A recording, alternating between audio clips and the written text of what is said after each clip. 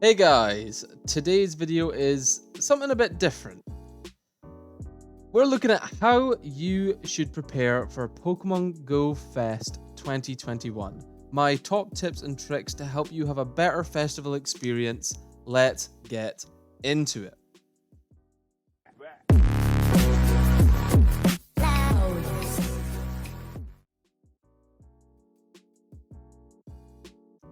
First off, we have the fast catch method. The fast catch is a method which allows players to instantaneously catch Pokemon without sitting in the animation windows. I've linked a video down below which I used to learn how to do this method, as I wouldn't feel quite right showing you and taking any credit for the discovery of the amazing technique.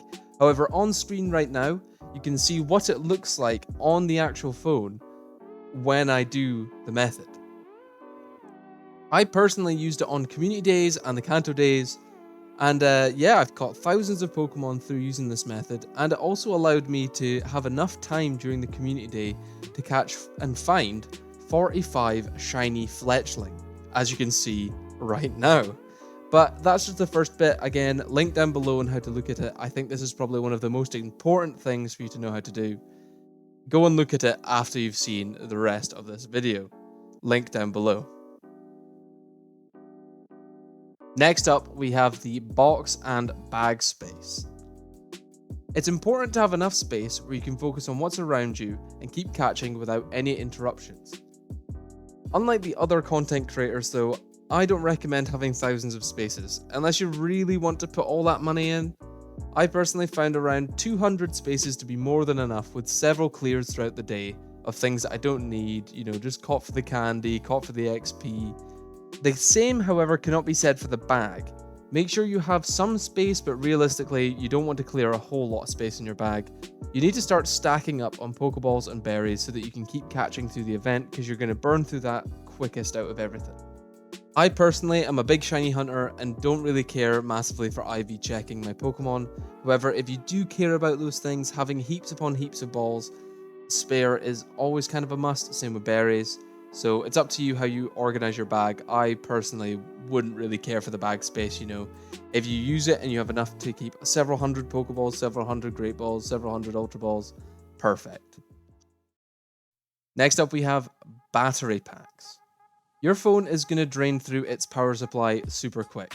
Unless you're in a car or staying home for the event, I would recommend getting a rucksack or a bag and firing in a power bank, or maybe several power banks for the journey, and at least 2 charging cables. You never know when you might need a second one.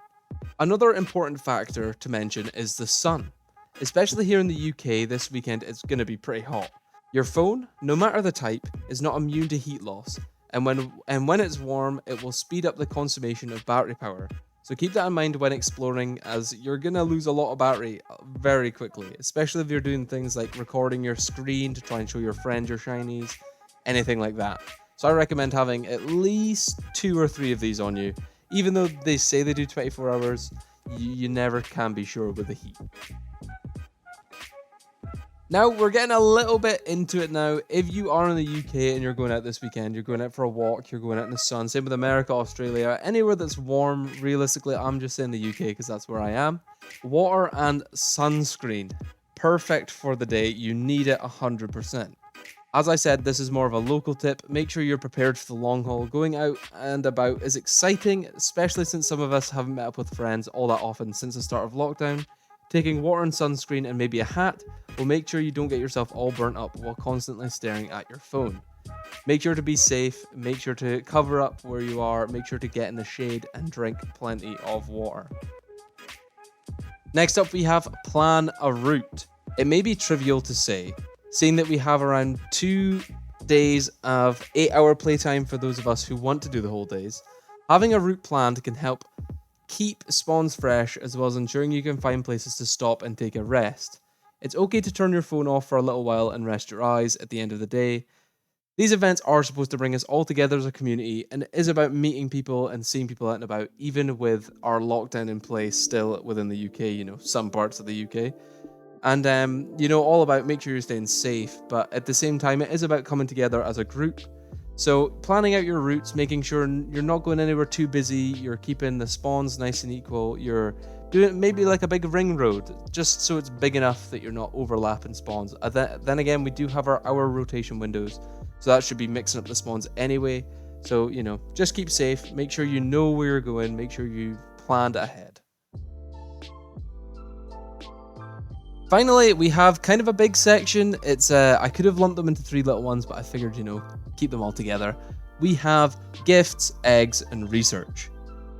Starting off with gifts, last year there was an issue for some players as a step in the research required you to send and open gifts with friends. There is a daily cap on this, and therefore you must make sure not to open or send any gifts until GoFest has started, or even until you reach the research stage's conclusion to make sure that there isn't any gift-related shenanigans.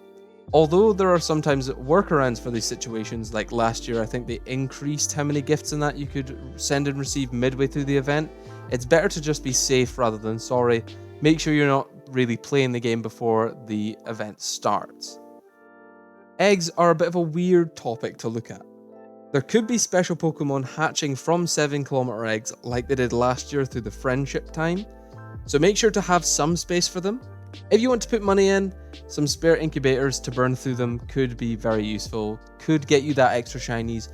You never know. I'm not too sure what's happening with eggs. I haven't actually read the report that much. I just think that considering last year, all the importance placed on eggs, 7km eggs, you may as well just have a clean egg bay just to accept those 7km eggs, because we don't know, maybe Chatot could be in the eggs for a while, and getting a shiny Chatot would be pretty cool. I think shiny Chatot's out for the event. I cannot remember. My final tip for you is to focus on the research early on. That's a camera, couldn't find a research icon, that's the only one I had. Let's move on. Kanto Day was a prime example of Niantic not thinking about the players' time and energy. The lack of regionals appearing in raids from the second day onwards made it impossible for some to complete the limited time research that we had.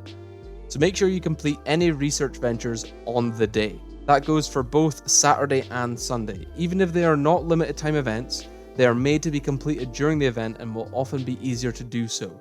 So make sure you get them done. Make sure you, if you're only going to play for a little while, get the research done. Get it out the way. You'll be thankful afterwards. You're probably going to get Meloette at the end of it. I'm pretty sure that's the reward.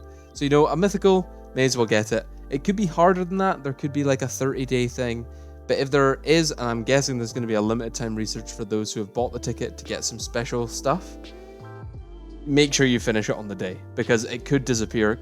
Kind of like the community day researches. I've got a Roselia one that I've been hanging on to since I think February. Not going to be able to finish it until probably December because Roselia just doesn't spawn up here. No idea where to get one.